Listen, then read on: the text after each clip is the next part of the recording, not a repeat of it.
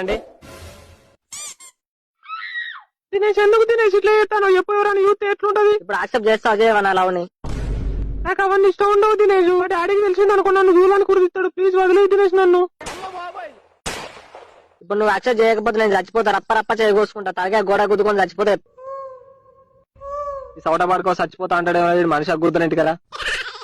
బిచ్చం అడిగినట్టు అడుకుంటానేంద్ర లవ్ చేయి అని. దండం పెడతా శృతి ఒప్పుకో ప్లీజ్. పెళ్లి చేసుకుందాం. ఇన్ని రోజులన్నీ వెనకాల తిరగాలనే. అరే దినేష్ గారే ఏంద్రా పెళ్లి గీలే అంటాను వాళ్ళ డాడీకి చెప్పన్నా.